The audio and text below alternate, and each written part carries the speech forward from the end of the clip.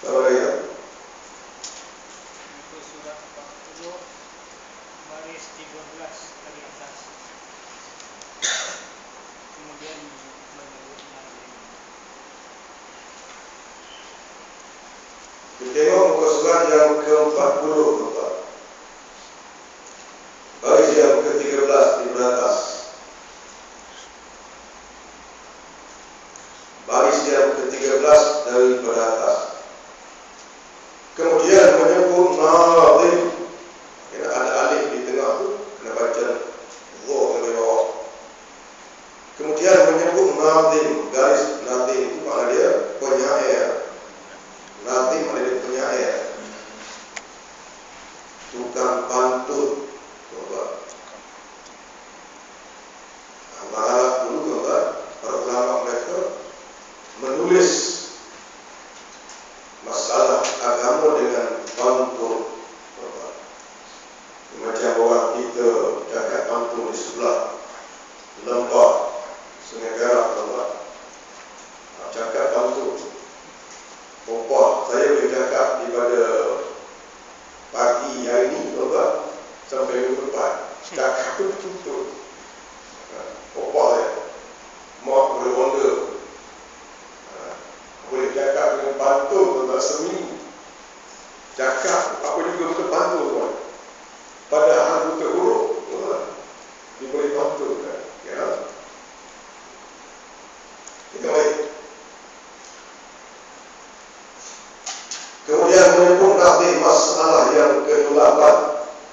Kita buat masalah yang ke-8.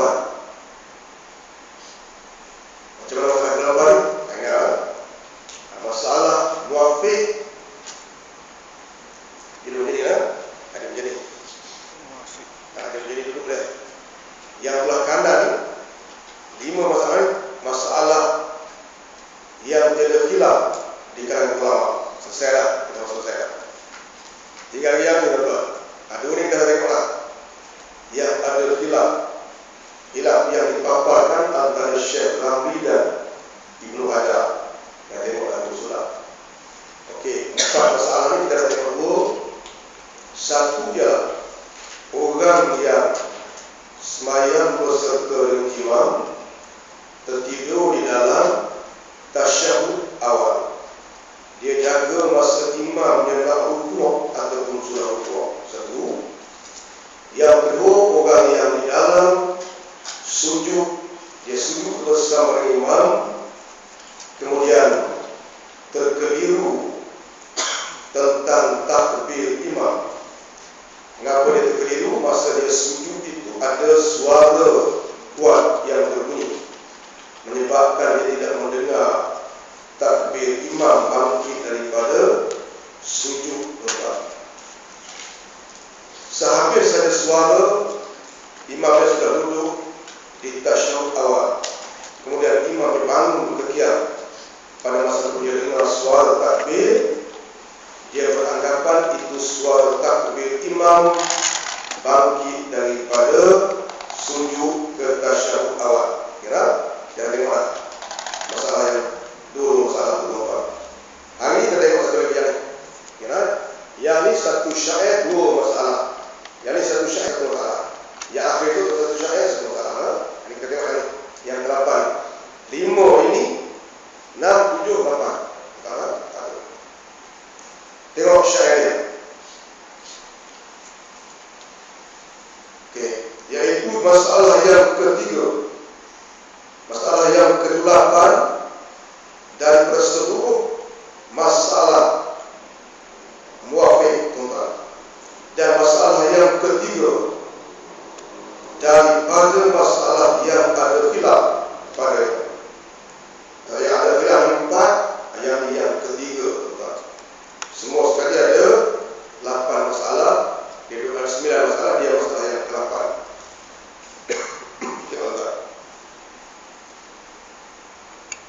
Dengan kata kadzalladzi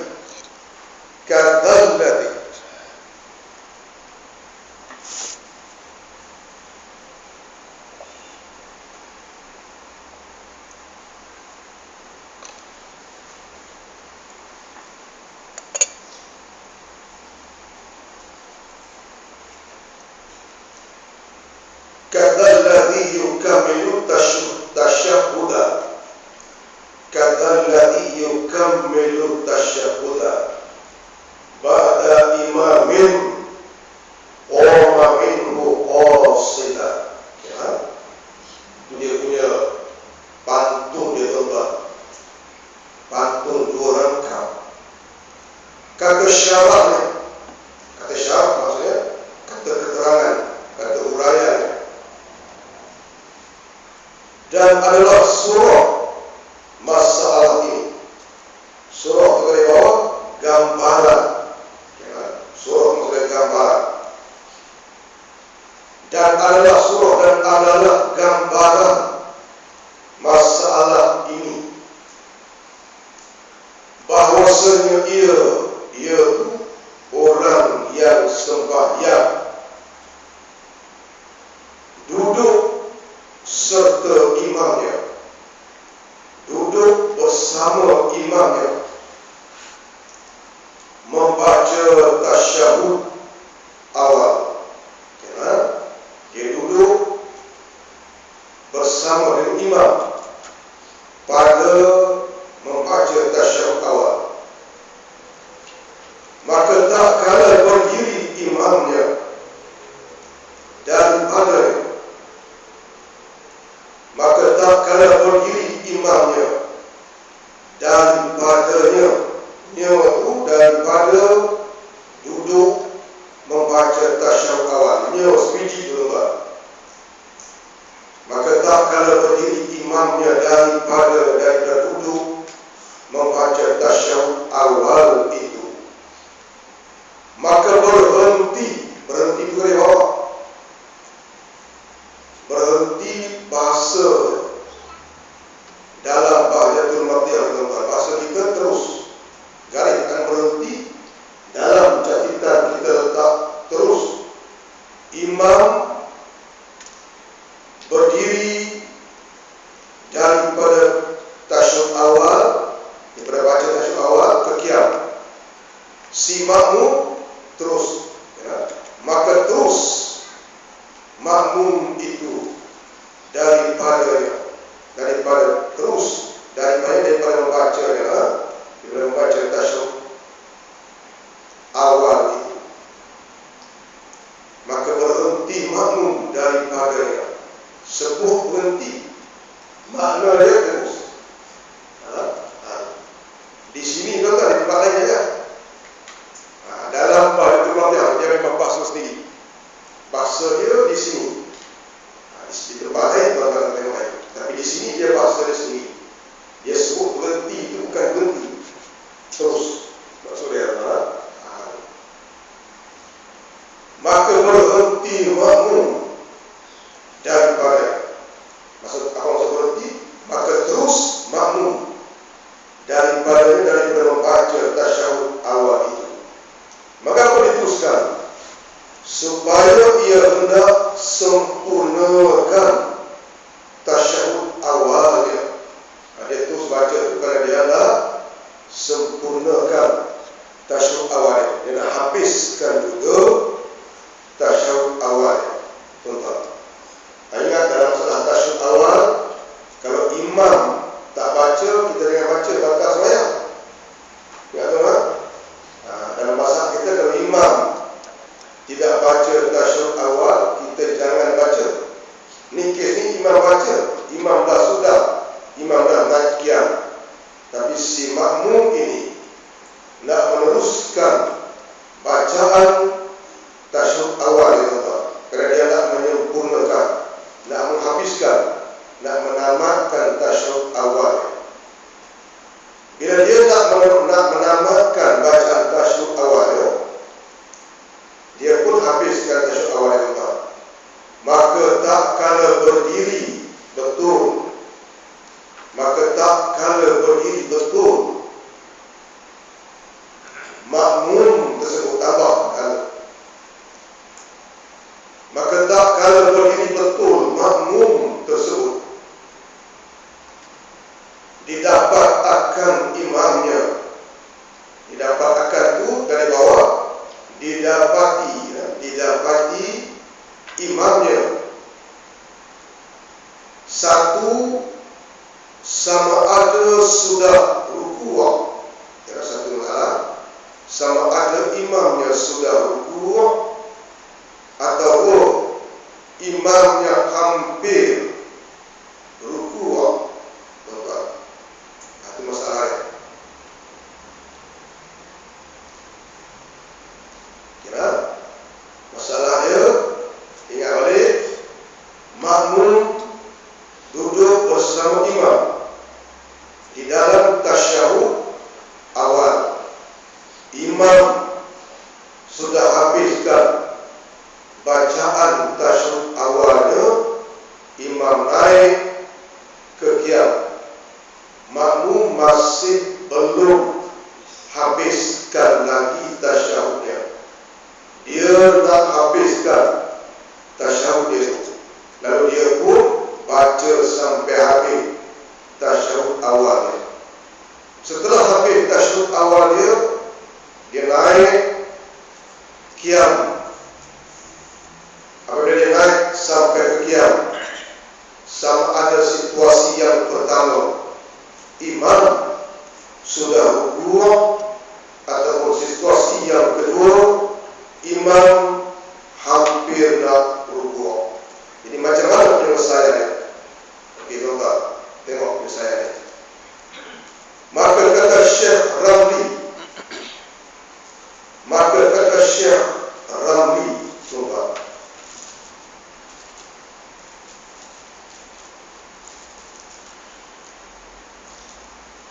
ia dihubungkan tu macam biasa, tuan-tuan.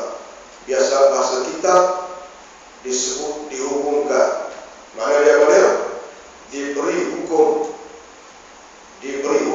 dihubungkan juga di bawah, diberi hukum.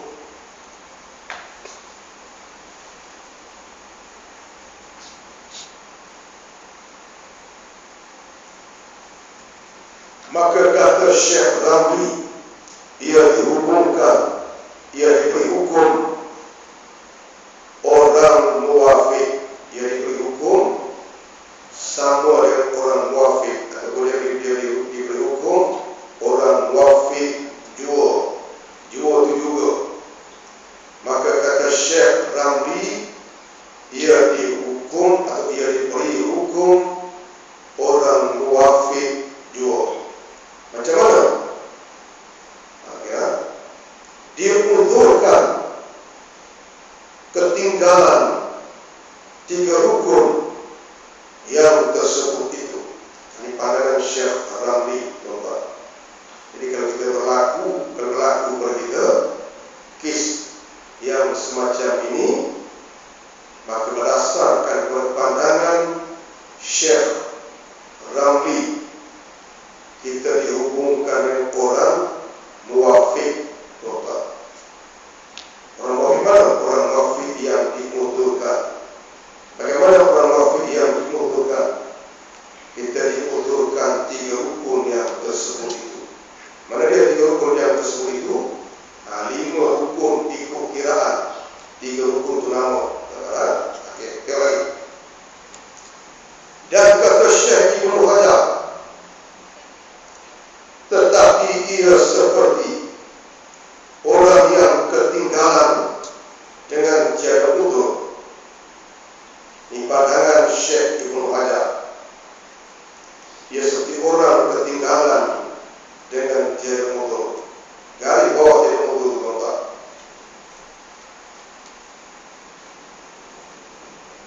Tetapi ia seperti orang yang ketinggalan dengan tiada udzur. Garis bawah tiada udzur, karena dia berlaku secara sengaja. Kes yang pertama tertidur, kes yang kedua salah faham pendengaran.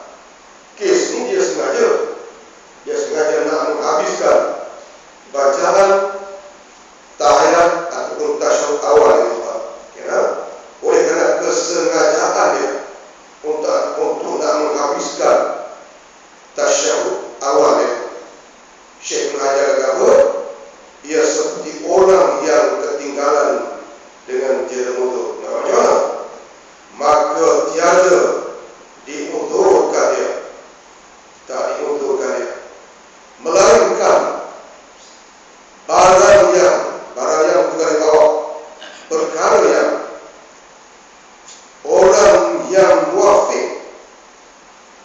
ia meninggalkan membaca, lepas baca itu tambah perkataan,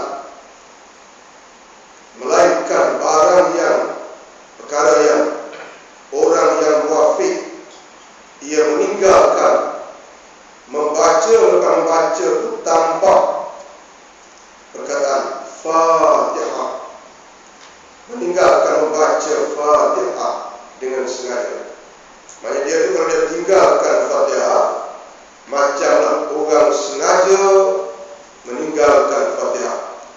Di dalam bahasa kita, saja tinggal Fatihah itu memberi cedera kepada sembahyang. Ini pandangan mengajarkan mereka kata, kira melainkan barang yang orang yang muafiq, ia meninggalkan membaca Fatihah dengan sengaja. Tiada diputuskan ketinggalan 3 rukun. Nak musuh 3 rukun pun tak boleh. Nak tinggal, nak Fatihah turun kepada rukun pun tak boleh. Nak tinggalkan Fatihah, nak turun kepada rukun bersama dengan imam, sama seperti mana orang yang sengaja meninggalkan Fatihah. Dalam bahasa kita, tuan-tuan, bahasa kita sengaja tinggal Fatihah itu mencederakan sembahyang, membatalkan sembahyang, tuan-tuan. Okey. Nak diusulkan pun tidak, tiada diusulkan ketinggalan 3 rukun, tak diusulkan 3 rukun. 3 rukun pun tidak. Nak boleh rukun terus bersama dengan imam pun tak boleh. Jadi nak macam mana? Maka jika dapat tamamkan pun jangan lupa perkataan itu, tuan. Tamamkan, sempurnakan, ya? Maka jika dapat tamamkan Fatihahnya dan rukuk ia dahulu daripada imam turun kepada sujud. Garis perkataan sujud, tuan. Sujud garis. Dan rukuk ia dahulu daripada maksudnya sebelum daripada imam turun kepada sujud yang pertama. Tambah perkataan sujud yang pertama. Kalau dia dapat tambahkan Fatihah dan rukuk, karena dia dapat tambahkan Fatihah dulu dan rukuk. Rukuk dia itu sebelum daripada imam turun kepada sujud. Didapatlah, tambah perkataan, didapatlah rakaatnya itu, dapatlah rakaat itu, ya. Dia boleh turun kepada rukuk sebelum imam turun kepada sujud. Didapatlah rakaatnya itu, tambah perkataan. Dan jika tiada ia tamamkan,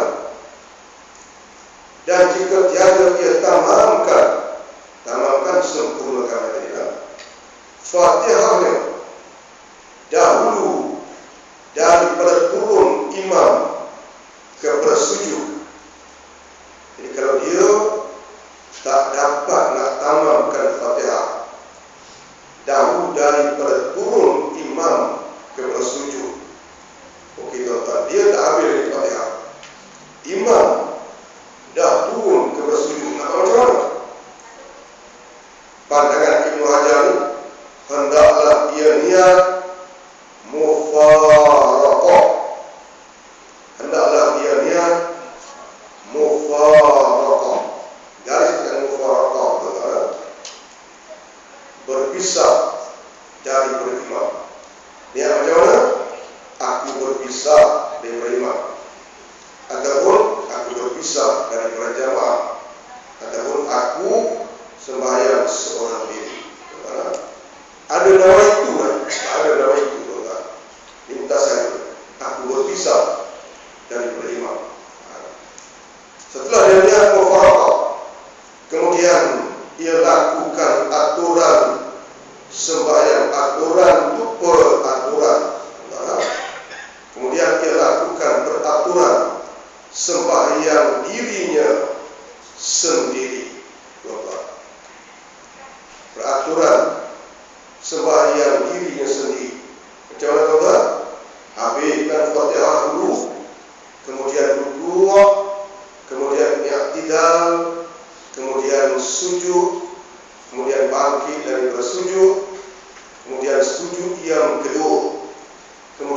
bangkit bersujud itu ikutlah.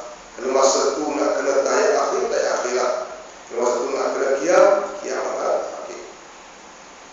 Itu pandangan Syekh Ibn Hajar. Dia tak boleh turun kepada rukuk sebagaimana orang masuk, dan dia tak boleh diberi kemuduran untuk membaca sehingga 3 ataupun 5 rukun itu. Tetapi dia hendaklah menghabiskan Fatihah sebelum imam turun kepada sujud dan dia berrukuk kembali. Kalau tak boleh habis juga, dia hendaklah niat mufaraqah. Ini pandangan Ibnu Hajar. Maka jika ia menyalahi